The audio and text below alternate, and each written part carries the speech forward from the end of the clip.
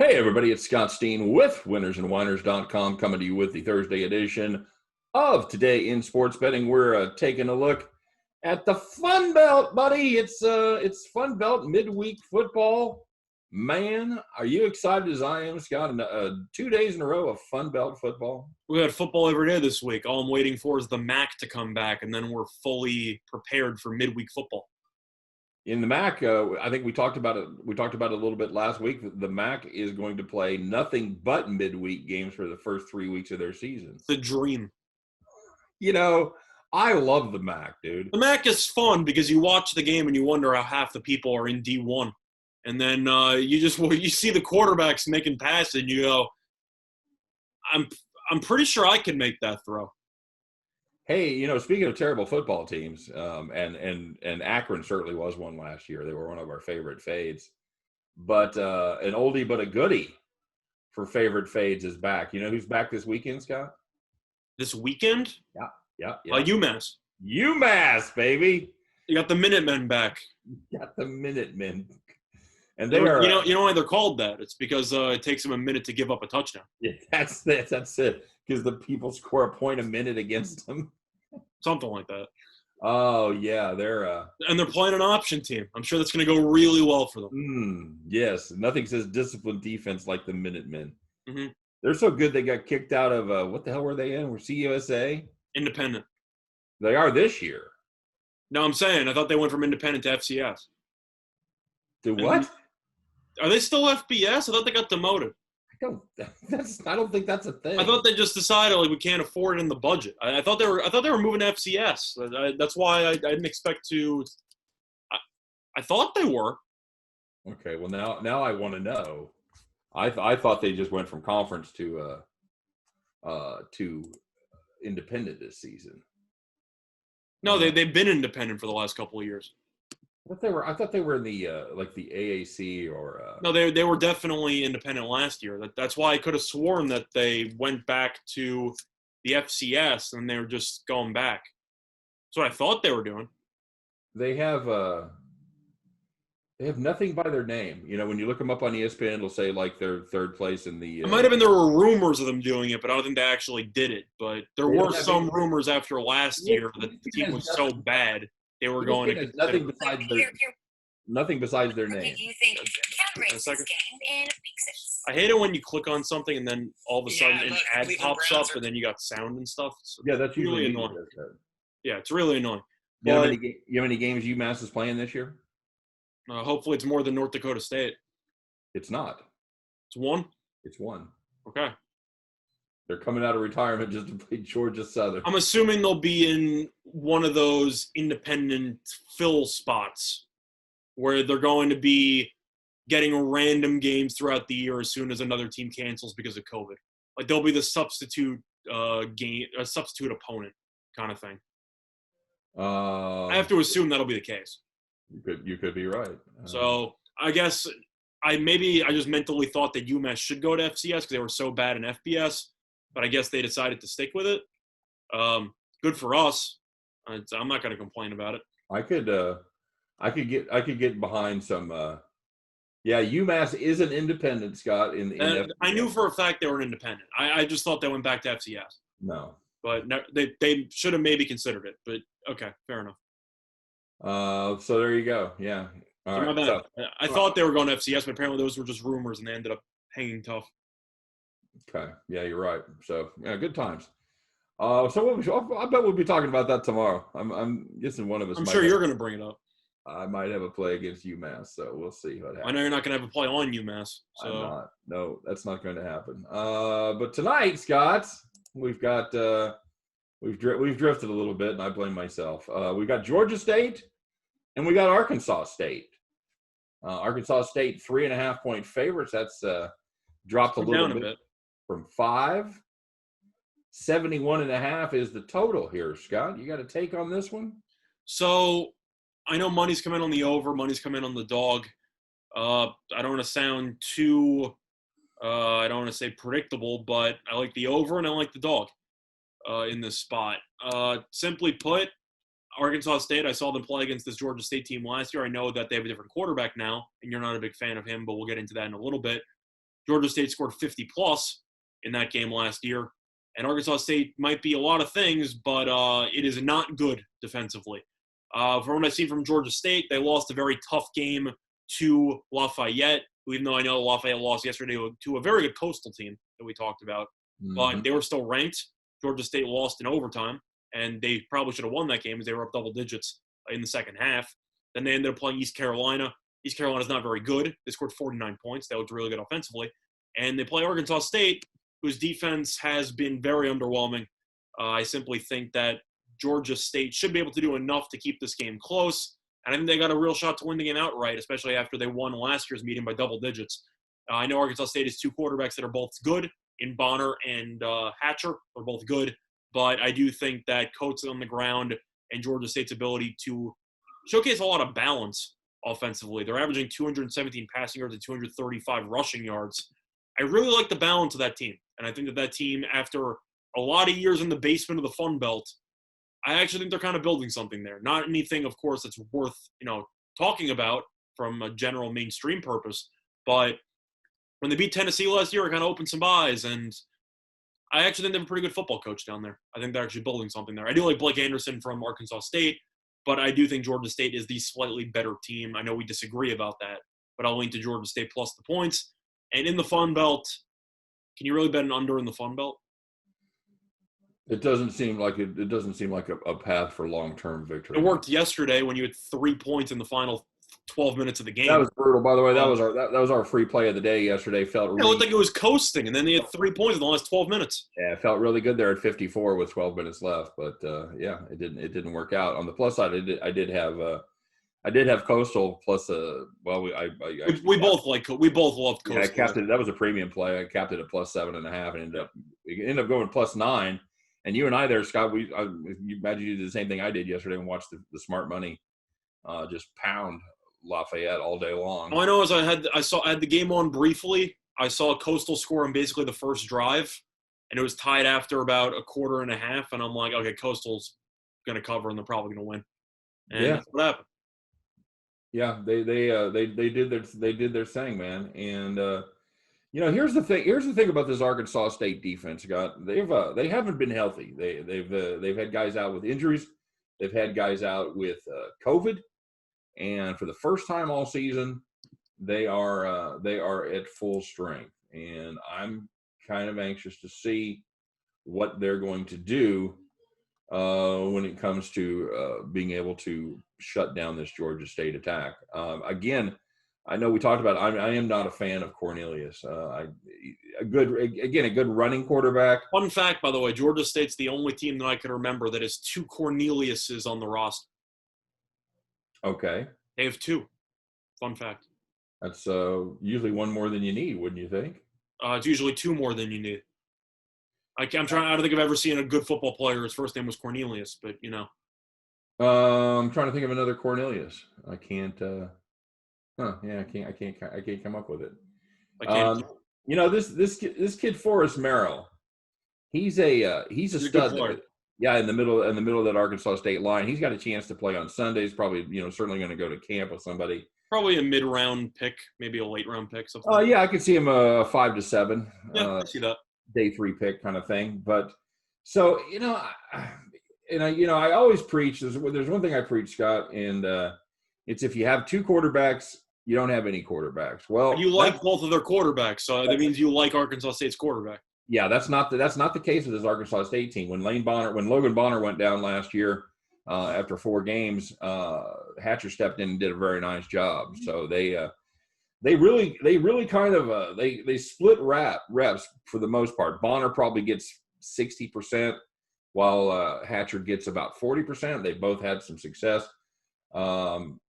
Logan Bonner's thrown 3 picks already this season, so that's not good. But this is a team that beat K-State, which is a game that looks a lot more impressive as the season goes along and K-State continues to improve and actually step up and beat some teams. So I'm going to fade you here, buddy. I got to be honest with you. I'm going Red Wolves and I'm laying that 3.5. That's fine. I just know that I've seen Georgia State play. I know it was against East Carolina and Lafayette. But this defense, it's opportunistic.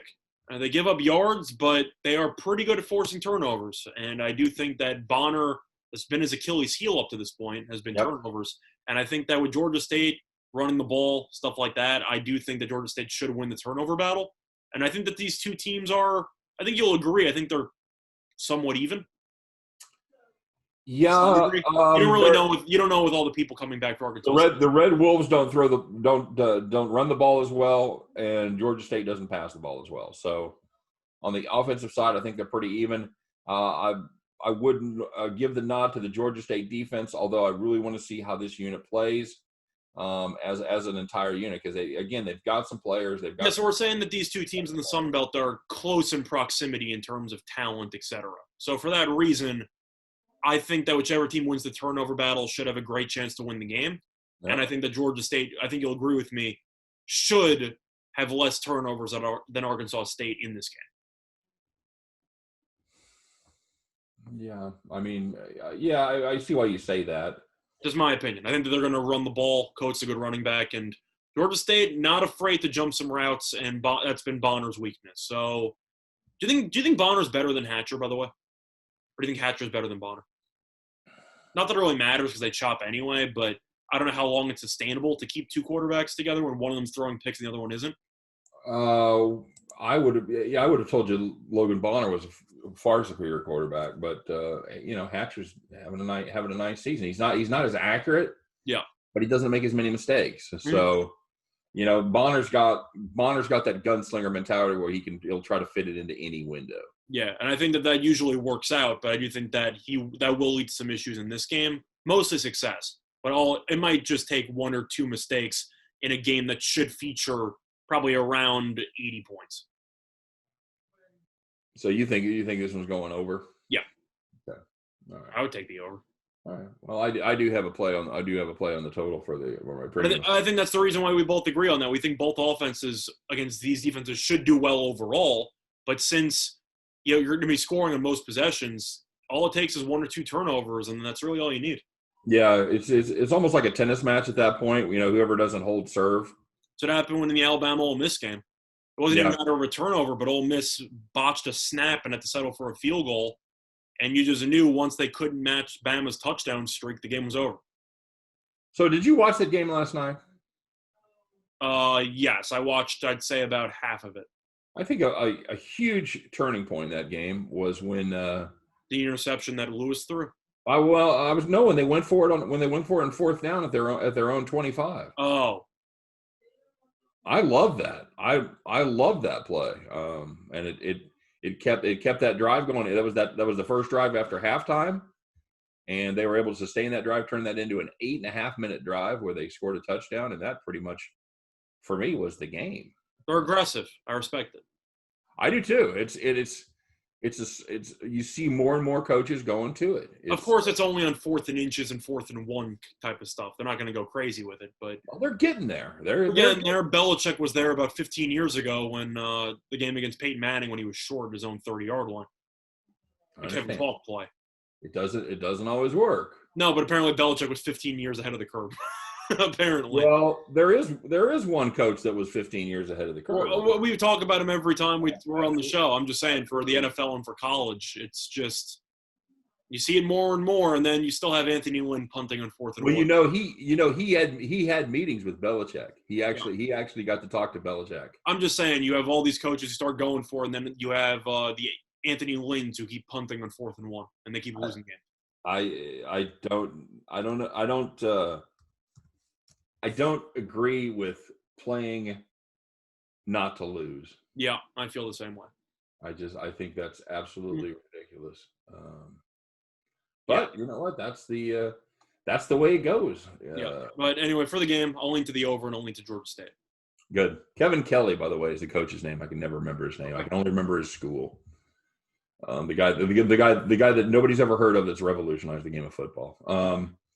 Yeah, I like your. I'm going to fade your Georgia State pick. I think Arkansas State. I think they get it done via the passing game. I think they're able to put up enough points and then get enough stops on this Georgia State team to take care of business. So now, does it concern you at all, just before we officially wrap up, when you have a rematch from last year and the team that's favored gave up 52? No, doesn't mean anything to you. Nope. I know Nope. Georgia State is a different quarterback, and the Yep. quarterback last year was a lot better than the quarterback this year. I'm just asking. No. Because Georgia State's offensive formula has stayed the same, and Arkansas State had no answers last year. No, I don't. That means nothing to me.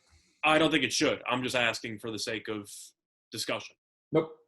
Nope. Fair enough. I mean, I wouldn't always say nope if it's a very similar personnel.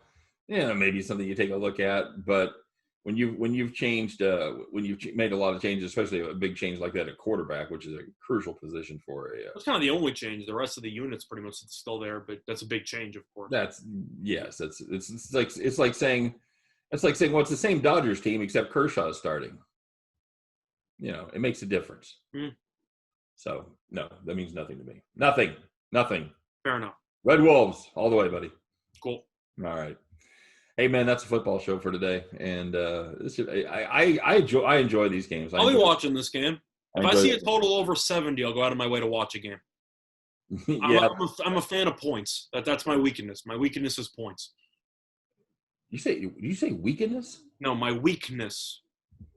You said weakness. No, my weakness when it comes to college football is games with high totals. Because I'll be watching that. Big 12, all in. Punting, overrated. Is Coastal going to be ranked after on the next poll? We both think they should. I think they should be. Yeah, if Lafayette was ranked, then I don't know how you don't put Coastal ranked. Yeah, well, that's the thing. Did you just say, well? I think you just substitute them.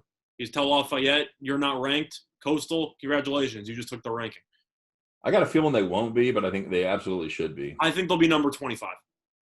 Okay, good. I hope you're right. I really do. I just like bare minimum ranking, but I think they'll be ranked. The 20 through 25 kind of thing. Yeah, Lafayette was 21. So yeah. All right, my friend. We'll talk about this again tomorrow. I'm sure now that when you and I fade each other, that always makes the most fun. Yeah, definitely. Especially when you make horrible picks like this one. So I'll be looking at drive props. So that's going to be how I'm going to be spending most. I got to be honest with you. This was a hard game for me to get a hold on, and usually I love these second tier college football plays. I eat them up. That's my bread and butter because the lines, there's usually inequities in the lines. It was hard to find an angle. Scott, one thing I did learn throughout my years of betting on sports, when you don't really know, take the points. It's not too late to change your mind. We'll see what happens. All right, buddy. That's it. And, of course, if you want a even deeper dive into this game, all the nuts and bolts behind the action, make sure you check out winnersandwhiners.com for deep dives, not into just this game, but every college football game every day. Hell, we got 2 college football games coming up on Friday. Yeah. You want to give a brief breakdown of what the schedule is for the next couple of days or so? No, I'm good. Okay, cool. Yes, we're going to be, as usual, and I see it always makes me think about it. We'll be recording our baseball show tomorrow morning. Do we have 2 college football shows tomorrow? We will do. We got the games, then we got our predictions for the weekend. I don't know. Should we do that? You want to do that? I think we can merge the 2. It's not like it really matters. Yeah, I think we could just fit it into one college football show. So we'll do a baseball show. We'll do a college show where we do our 3 favorite picks. And we'll do a brief preview of the games. And then we'll do a brief preview of SMU Tulane and BYU Houston. 2 games, by the way, I'm really looking forward to. Those games should be fun. Watch it. And by the way, Scott, they have them scheduled correctly, finally. It's not like the Sun Belt always makes me mad, or the MAC always makes me mad when you have 2 games the same. They'd be like a half an hour start time apart. Yeah. You got SMU first, and then you get 3.5 hours later, you got BYU. So it's all about spacing. Yes, you're going to get to watch both of these games in total. So that'll be fun. So anyway, that's what we're doing. And then we'll have our NFL show that we shoot tomorrow during the day at some point. That will be posted early Saturday, right? Yeah, usually early Saturday. Depending on when our guy gets up. So so that's it. And maybe baseball then, depending on where the series lie at that point. Yes, there could be another baseball show on the horizon as well. I'm sure there will be some game on Saturday. Yes. Somebody will be playing Saturday, right? Yep. Well, not necessarily. Unless, if the Braves win today and tomorrow, and right, it's likely though. It's likely, so we'll see. But well. I think we will have one game to handicap on Saturday. That's my prediction. Yeah, I agree with that. All right, so that keeps you up to date. Set your calendars accordingly. Mark your calendars accordingly. And we'll be looking forward to being with you. And I don't even know what matters about marking your calendars. We're not even live. Just whenever it gets posted. It doesn't even matter. That's why you don't even have to mark your calendars anymore, because now you just subscribe to our channel. You just leave the notifications thing on, and it just tells you. Right. You click the bell, you get notified. Boom. Every time we put a video, you're the first to know about it. Yep. All right. So that's it for me, for Scott Reichel, for all of us over here at Winners and Winers. We appreciate you watching as always. And, good luck on all of your plays. Hope every single one of those tickets in your pocket turns into cash money back at the window. And we appreciate you watching, of course, as always. Come back and see us again on Today in Sports Betting. Take care, everybody.